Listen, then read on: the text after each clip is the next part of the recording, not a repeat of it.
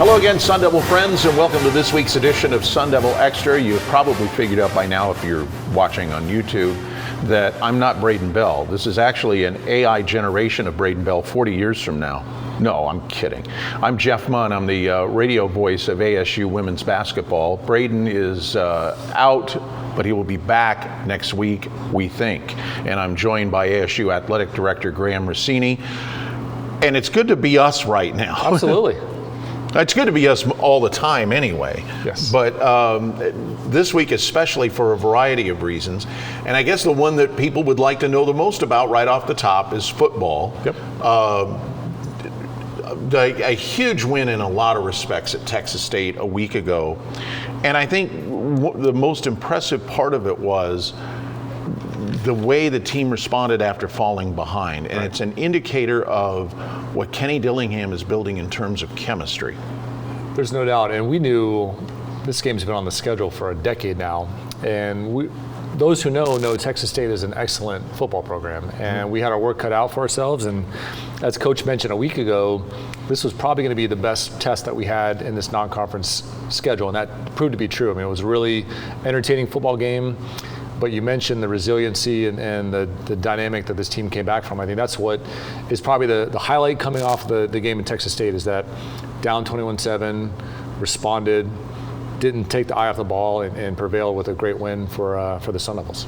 The other thing, and Graham was nice enough to join us on the radio pregame on Thursday, the other significance of the win is where it occurred. Now, we'll talk about the next trip to Texas in a minute, but moving back to the Big 12, or moving into the Big 12, sure, the recruiting emphasis goes back to the state of Texas, and it was important for this program to not only be in the state of Texas, but get a win in the state of Texas. Yeah, the win specifically, we look like geniuses for the way this all played out, but having a Thursday night game, nationally televised on ESPN, the eyes of the country on ASU as we went through that moment, coming out of it with a win, and then being able to immediately stay in the state and recruit high school football in the state of Texas.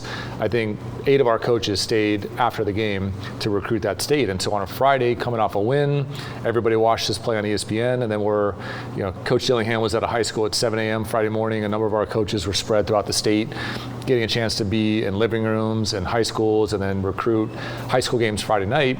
That is enormously valuable, because it's hard, as you know, to be able to schedule recruiting visits in season anyway.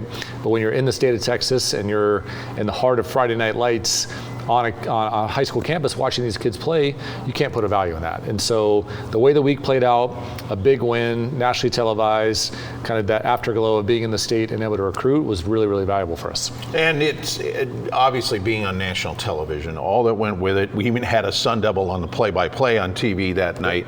But I got to share a little story with you. As many of you know, I host the post-game show on radio, and we take phone calls. And in the last couple of years, it's been kind of interesting to take phone calls. I got a call from a guy. I'm not going to mention his name because I don't want to embarrass him. But he's a guy who called the show regularly the last few years, and he was never really happy. And he started to get on us as broadcasters. So I finally had to say, that's it. You can't come on the show anymore. Yep. Well, he called in after the game Thursday, and our people behind the glass told me this is the guy. And I said, no, let's put him on. Yeah. I will tell you, I have documented proof of this. First thing he said was he wanted to apologize to the school, to the broadcasters, to everybody. And I told him, I said, no apologies needed, because I know where it's coming from. It's passion. Right. But it's really fun to see the way the public is reacting, is where I'm getting with this. Yeah, I agree. And we talk a lot about the passion that people have for the place. There's a shared love of ASU that we're able to really remind people that we've had some highs and lows, we've had some ups and downs in the last couple years. We're through all that. And there's a different approach, and it's about being connected as a fan base, it's being connected as an ASU community, and it's being able to celebrate the good moments as they happen. And so we feel that energy. And I appreciate the fact that somebody would recognize it. Hey, I've been critical, I've been turned off for whatever reason, but I want back in. And we need that. We need fans back off the sidelines and in the game with us, because we've got a lot of exciting things happening all over. In our last segment, I'll revisit that subject in a different way with you, but we do want to talk about what's upcoming. Texas Tech on Saturday, and we're going to get to a lot of other things. And we have volleyball head coach J.J. Van Niel among our guests later on. But Texas Tech this Saturday. And it's obviously the first Big 12 game and everything. Yep. It's also a 12:30 kickoff in FS1. I just looked at the weather. It's not going to be much different than it is here. Sure. High in 95. But I mentioned this to you the other night on the radio, and I think it's worth revisiting. The Big 12 television commitments tend to run a little bit differently. I thought that we would kind of be exclusive to late nights because of the success of Pac-12 After Dark. Right. You really can't do that in Lubbock, but I think for our fans, they should get accustomed to a few more afternoon kickoffs in the future. Yeah, and we've had a lot of conversation with the commissioner and the Big 12 staff about we want the most amount of people to be able to watch us play, and that means we're open to any scenario that puts us on ESPN, FS1, because the viewership and the ratings are enormous when you're on a major platform like that. And so we've said, look, we're open-minded to time of day. We're not beholden to the way that we've always scheduled. Having a 12:30 game in the state of Texas, that's a tremendous output. Everybody in the country is watching college football at that time. This will be a very compelling matchup. We know a lot of people will tune in to watch, and maybe somebody hasn't followed the news that we're off to this great start and they're going to learn, or maybe they're unaware of what ASU has grown into and they're going to get a chance to see that up close and personal. And so, yeah, I think any opportunity to be on a major network at this moment in time is enormously valuable. We're seeing that out the gate. Every game that we've had played or announced is on either ESPN or FS1, and that's a tremendous benefit to our fans all over the country. Absolutely, and it will be on radio too, as it always is. ESPN Phoenix 6:20 a.m. The pregame show starts at 10. The kickoff at 12:30. Tim Healy, Rapper, Kevin Turner, Sean Cressman, and a cast of thousands. You can always depend on us to be there for ASU football.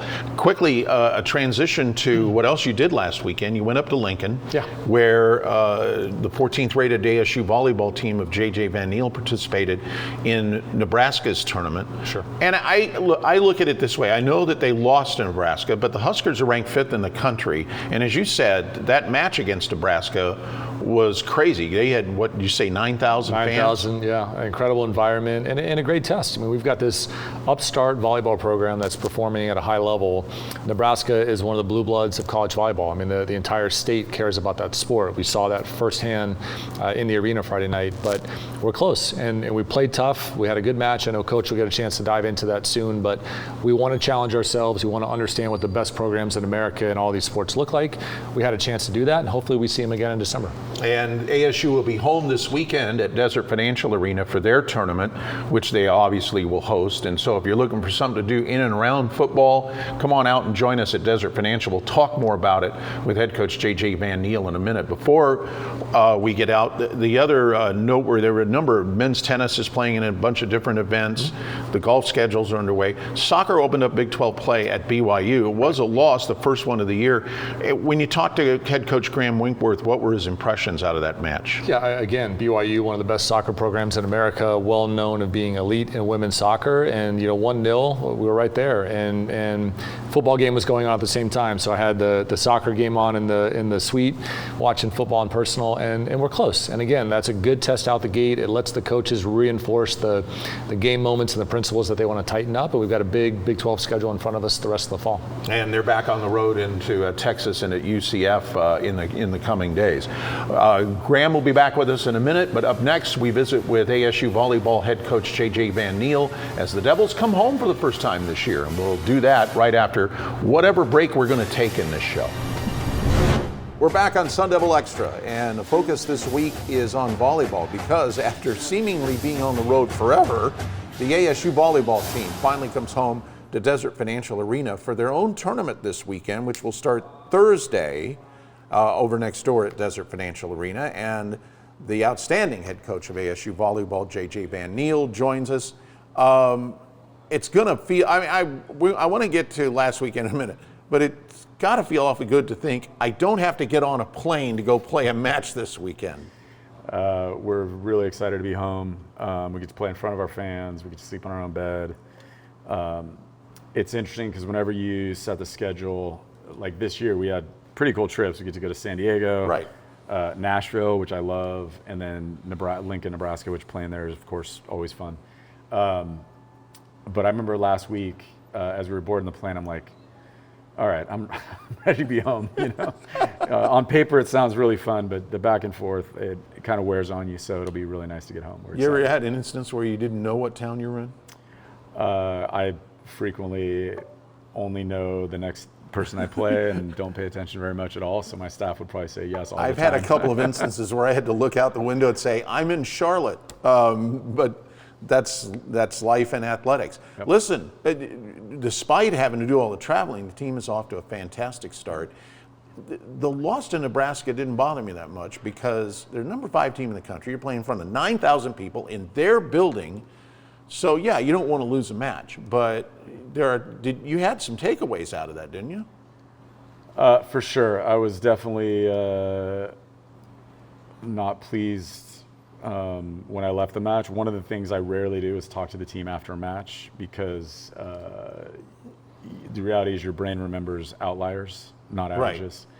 Right. And so, of course, I remembered all the missed opportunities. But I went back and I watched the whole match again, and we did a bunch of things really, really well. The second set, really had a shot to win that one. We were with them a lot. We did a bunch of stuff really well. And then I learned a lot, and our staff learned a lot about just some kind of areas that we can get a little better at. So it's exciting. And it's, of course, playing in front of 9,000 people. It's good. It's really, really fun experience. Yeah, and we've been joking that ASU's first match in their tournament this weekend will be the Sparky Kids Go to College match, which usually means thousands upon thousands of grade school kids making as much noise as humanly possible, which is fun. And I kind of joked, we're going to have Claire Jeter on a little bit later in the show. It's great going to Nebraska and playing in front of 9,000 people. It's just the ideal preparation for Sparky Kids Go to College Day. The other, you've got Prairie View A&M, Memphis, and Montana State coming in this weekend. I know that any year you set up a non-conference schedule, you want to get a variety of different styles of play to look at before you go into conference. You feel comfortable with the way you've set up this schedule? Yeah, I felt like we've gotten a pretty good diversity of teams, of styles.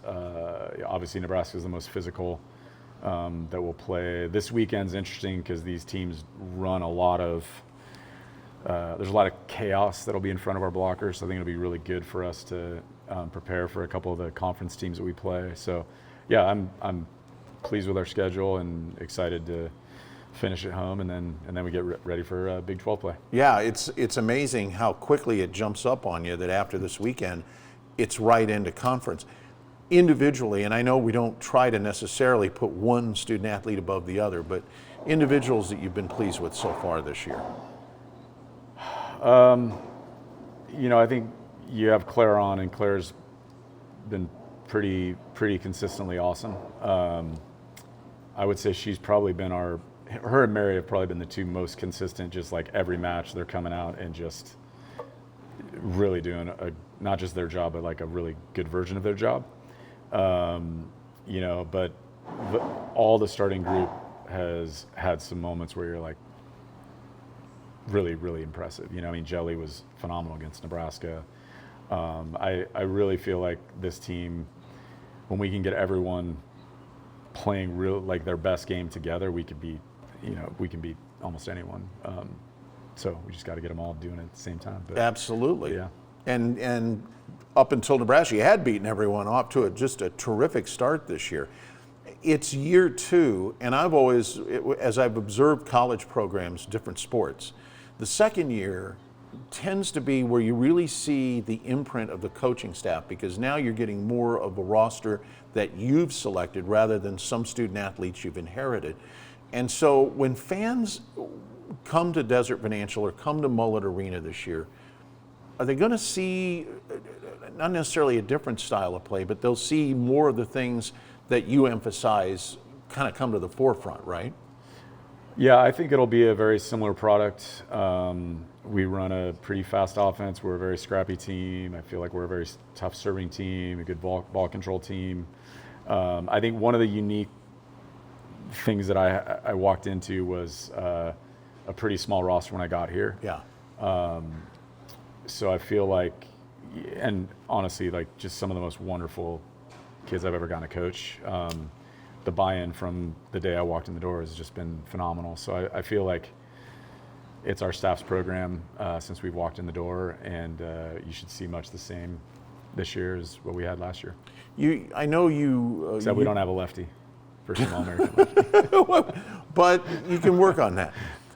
I know that analytics is a big part of your game match preparation. Yeah.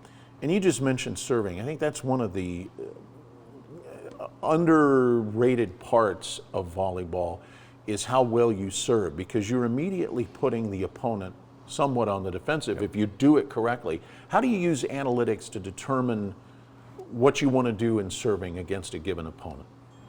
We of course stat a bunch of things, so we're always looking at that, and we spend a lot of time thinking about our serving matchups, probably more so than anywhere else I've ever been. Ellen does a phenomenal job with that. She's one of my assistants, and I've always had, the analytics are really interesting because if you look at like serving correlating with winning, maybe it doesn't, but I think volleyball is just a weird sport because the flip side of that is if you're not serving them tough, they're going to be in system. It's very hard to defend. In fact, one of the things we have to get better at is against Nebraska, we actually served better than I thought during the match when I watched the video. We just didn't take advantage of it the way we needed to defensively. So I think the serve sets it up, and then we have to go capture the advantage. So, but we look at all kinds of serving numbers, but I think probably one of the ones that we look at the most is how often we're knocking a team what we call out of system. So we either get an ace, they overpass it, or they pass out of system way out of position, yeah. basically. Yeah. So that's something fans can concentrate on this weekend. There'll be matches Thursday, Friday, Saturday at Desert Financial. Yep. Friday will be an evening match for those of you, and Saturday's at noon. And look, take your phone with you. You can listen to our pregame on the radio, listen to radio broadcasts, go to ESPN Plus, and watch the volleyball. See how that works out? Yes. It works out perfectly. Before we go, and I guess every coach at Arizona State could be asked this year, the move to the Big 12. Yeah. Obviously, you started kind of looking at opponents last year, probably, or shortly after the NCAA tournament. How difficult a process has that been, just trying to get a handle on what each team likes to do?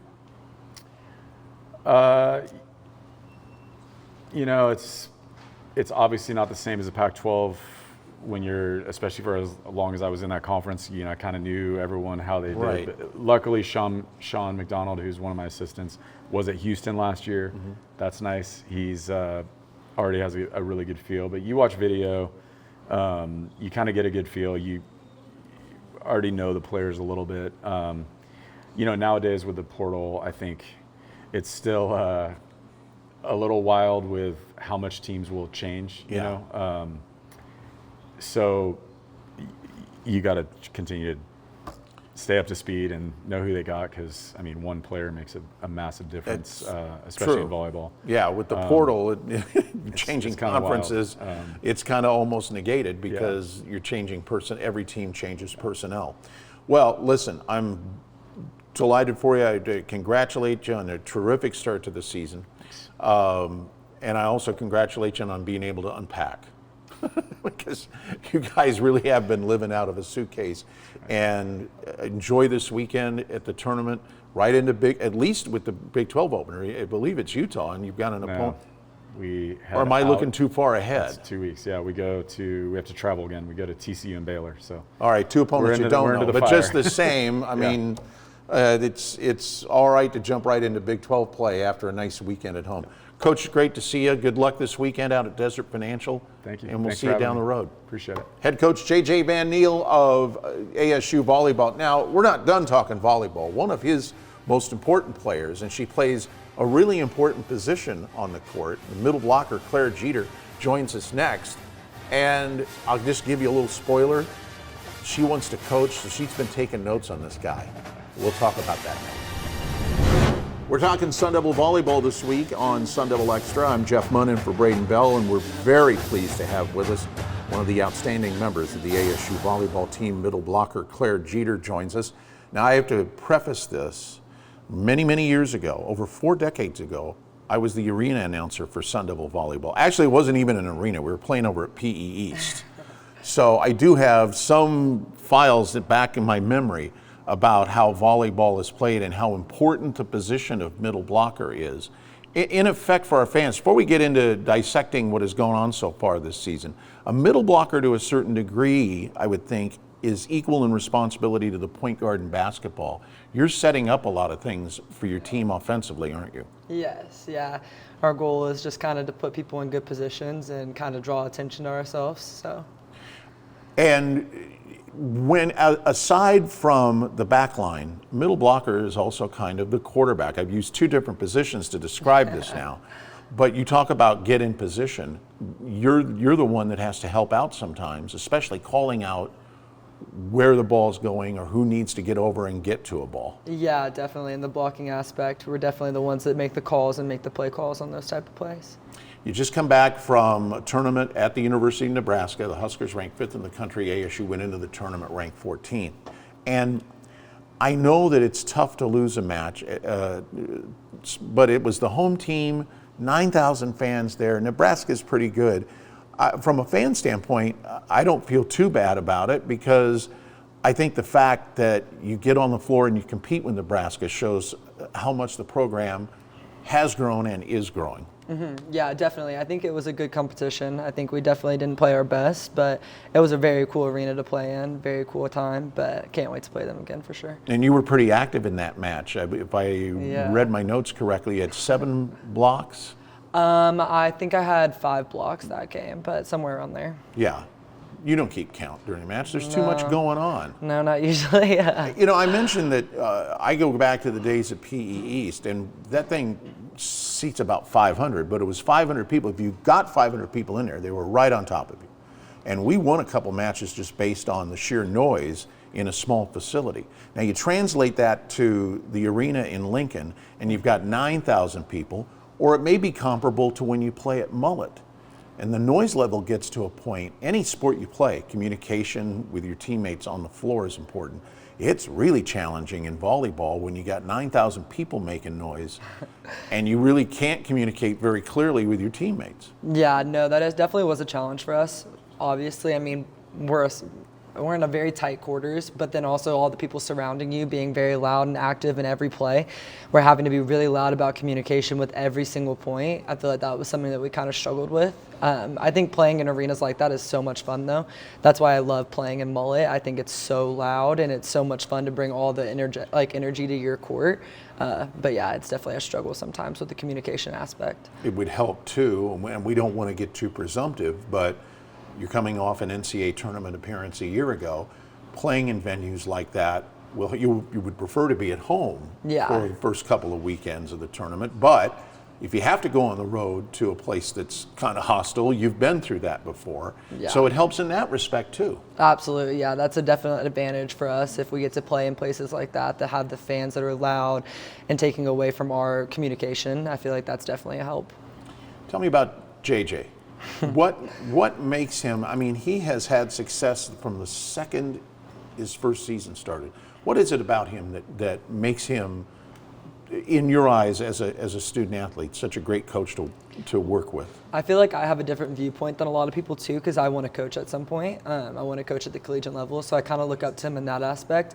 I think he is the most analytical person I've ever met. He knows numbers like nobody else. He is looking at things that we can fix every day, play calls that we can do to trick other opponents. He uses our size to our advantage. I mean, it's very obvious that we're a smaller team compared to most, and he knows how to use that to our advantage, so that's awesome. And from the day he walked in, he earned our respect, which was very important. I mean, he came in, wanted to meet with us, wanted to have one-on-one little dates with us to like be able to understand who we are as people, not just who we are as players, which is always important in sports. So I feel like that's kind of why. It's interesting you bring up the subject of analytics, because in any sport, the role of analytics is to, in a way, predict what an opposing team is going to do in certain situations.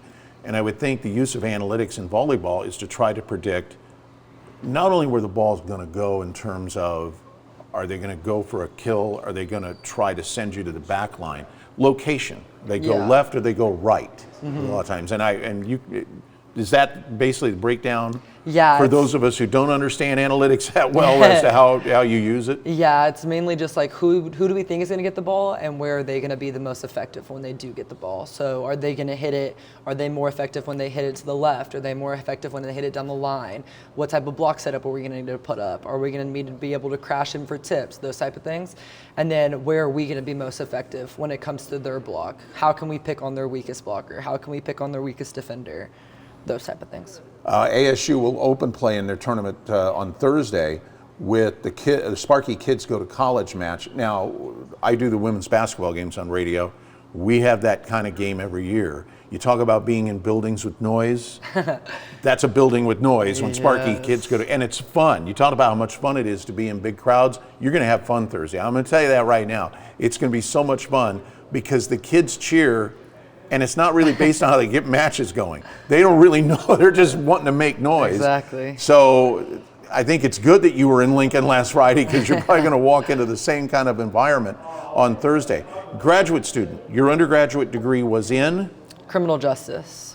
Really? Yes. That's outstanding. Did you think about, now you said you want to go into coaching. I do. Was a career in criminal justice on your mind at the time? Yeah, I have a criminal justice degree and then I have a minor in psych. I was kind of wanting to do something with like behavioral analysis and the FBI type of thing, but I think I want to move into coaching more. So. Now, are you continuing your studies even though you've got your undergraduate? Yeah, I am now doing a master's program in leadership. Which is essential to coaching. It is. You mentioned, just to complete thought about it, you talked about how you view JJ differently now. Is there a part of you, you're on the floor a lot, but during matches, do you coach? Do you look at and say, if I was coaching, I might do this, or I've learned about this situation watching JJ handle something? Yeah, no, I think I definitely have that that type of leadership. I feel like people will come to me and ask too. I feel like Savannah and I have that relationship. That's our other middle blocker right now. And she always says jokes like, thanks Coach Claire, like those type of things. But I think that I kind of like to find little ways to get in and make plays that I think he would try to do and try to change up some things, because I think that's important too in college, not to be able to only look at your coaches, but to be able to make those changes yourself. So yeah, I think that's something that I definitely do. And it's interesting too, with women's basketball, one of our assistant coaches, Michaela Walker, had a job outside of athletics that paid her a lot more money, but she loved coaching. Yeah. And so she thought, okay, I'm going to go be a coach. I understand the sacrifice and the long hours and recruiting. And I'm getting a sense that you're saying to yourself the same thing. Yeah. I know I'm probably not going to make as much money right away coaching as I might in criminal justice. Yeah. In the psychological aspect of criminal justice, but it's the passion of being involved with the sport, isn't it? No, yeah, absolutely. It's like I've had a lot of different coaches when I've been in college, and a lot of different coaches playing in club and growing up. And you have the really, really awesome ones that you just want to be just like them, and you have the ones that are not as awesome and that don't really push you to be the best person you can be. And I kind of want to change that atmosphere in college volleyball, and I want to make sure that people understand that when they come here and they're playing for volleyball, they're going to continue to play and they're going to continue to be the person that they were before, not just their stats, which I feel like is something that kind of people struggle to feel. Well, I think that's a great story, and I wish you nothing but the best. Obviously, there's a lot of volleyball for you left to play here at Arizona State, but as you embark on coaching, I wish you nothing but the best. I think it's tremendous. And thanks for being here today, too. This is a busy time of year for everybody in the program, so I appreciate you taking time to come over and visit with us here. Of course, thank you. Claire Jeter with us, ASU's outstanding middle blocker, and we'll have more. Graham will be back as we continue with Sun Devil Extra right after this break. Back for our final segment of Sun Devil Extra, which you can catch, and probably already have, on the YouTube channel, ASU Athletics YouTube channel, and on the Arizona Sports app, if you can't be in front of your computer or app for YouTube. Along with ASU Athletic Director Graham Rossini, I'm Jeff Munn for Braden Bell. Another significant announcement within the last week about ASU Athletics partnering with Fox 10 in Phoenix, and content is the real benefit of this arrangement. Yeah, we're so thankful and appreciative of what Fox 10 is partnering with us to do, and that's create more Sun Devil moments available to our fan base. And I think I'm a big believer the world that we're walking into, content is king. And in a world where we don't have a conference network, it's really upon us to find different moments to get Sun Devil athletics, Sun Devil moments, Sun Devil storylines out to our fan base. And so, yeah, Fox 10 has stepped up. We're really excited about the partnership to bring 11 hockey games over the air on the Fox networks. The Coach Dillingham radio show that's recorded on Wednesday nights, we can now have a television version that we're able to do a couple of times a week, including Friday night in a very important evening slot. And then really the creation of a magazine show that'll run year-round where we get an in-depth look behind the scenes, some really neat human interest stories, some great moments that are happening at ASU on Fox, which everybody in the Valley has. And so we're just thankful for Fox 10, Richard Sines, who's a sports legend here in the Valley, stepping up to make this a reality.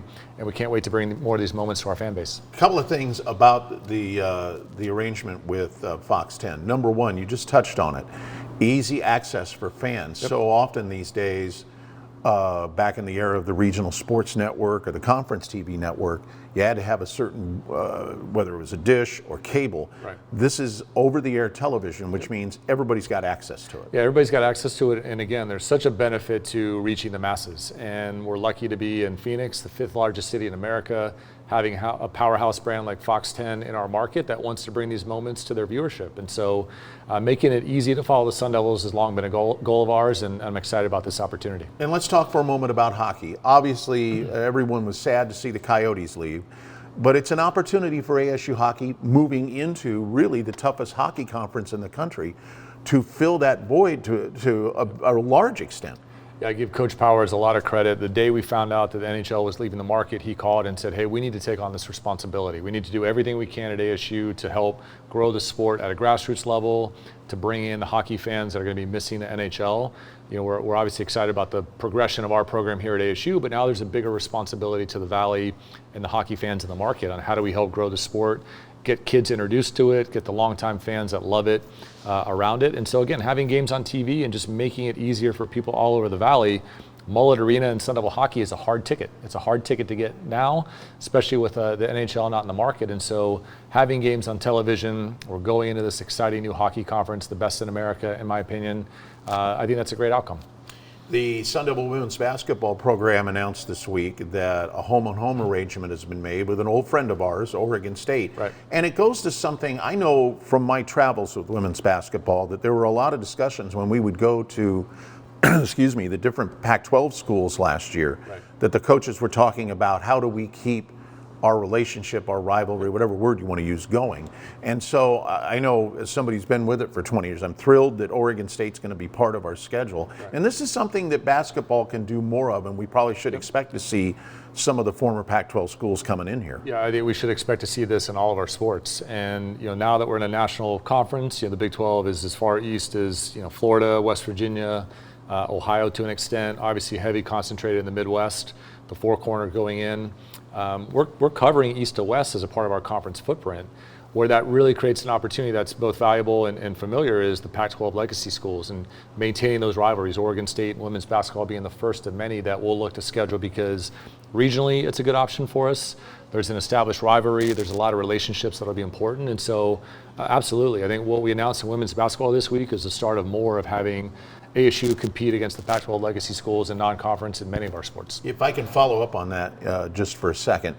Obviously, this is a time of year where Willie Bloomquist is finalizing his schedule for baseball. Sure. And I would think a lot of the West Coast Pac-12 schools, yep, they know what they're going to face in terms of travel, especially USC, UCLA, Washington, Oregon. Yep. So I would think that Willie's had a number of calls from former Pac-12 rivals about setting up something non-conference. There's no doubt. I think it's fair to assume that you might see USC and or UCLA on the baseball schedule this spring. And again, that's because there's great baseball rivalries in it. But again, LA and Southern California being so important for baseball recruiting, for all recruiting. And so we've got a vested interest at ASU in maintaining a deep presence in Southern California. We're going to be able to do that with a lot of the Pac-12 legacy schools. Let's circle back to the subject of fan engagement, which I know has been a priority for you from the day you took the job. There is a different feeling about ASU. And I told the story of the fan who called after the Texas State win and apologized. Right. The passion level, it's different at a university, and especially one, Arizona State's roots in the Phoenix market go deeper than any pro team. Yep.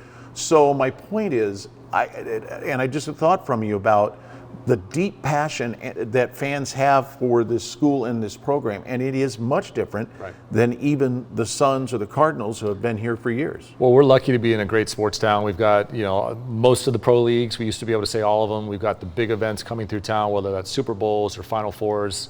But you're right. I think there's a legacy dynamic to ASU and Sun Devil athletics that's always been here. Even going back to the late 1800s, the Tempe Normal School. We've got some of those photos around our Hall of Fame, and I think that's what's still unique about college sports is that there's a spirit, pride, and tradition that you only find in collegiate athletics. And we've been a mainstay in the Valley, and the Valley has grown up alongside ASU, but there's been generations of people who have loved the Sun Devils for decades, and that still exists. And so it's our responsibility to find connection points and reasons to get Sun Devil fans that have been in the Valley, may have been diehard and connected, may not have been. We need them all. We need people that are supporting these young people because they're representing all of us in fine fashion. And we talked about this on earlier versions of the show, but our athletes feed off the energy that the fans provide, and that energy helps us to winning outcomes. And so I think it's really important that college athletics doesn't lose spirit, pride, and tradition. We have a lot of that here at ASU, and trying to find different moments to connect and nurture that everywhere we can. And the important thing for our fans to understand, and anybody who's been to the first 2 football games already understands this, it is 100% okay to mix the passion with the modern concepts of fan engagement. It is not simply just open the gates, turn on the lights, and here we go. Yeah. And I know that that's uppermost in your mind. Well, the Pride of the Southwest setting the tone, the student section really launching the energy on a football game day, having the fight song after a big win, having the victory bell. I mean, we've got traditions everywhere you look that are so unique because they've evolved over decades. They're not just manufactured ideas that we've introduced. These are traditions that have mattered to people that we've been able to accomplish over the years. And so, I think, college sports is evolving. The business of college athletics is getting more and more sophisticated. That's okay because that allows us to create more visibility and more resources that we're investing back into young people. But it's still collegiate athletics. There's still a charm and a feeling that you can only get at this level. And it's been very evident through the football games, and I know we're going to see it this weekend at the volleyball tournament as well. Graham, good to catch up with you. Thanks, Money. Always a pleasure. Same here. And Braden Bell will be back next week. We're pretty certain of that. And we thank you for joining us for this week's edition of Sun Devil Extra on the ASU Athletics YouTube channel and on the Arizona Sports app.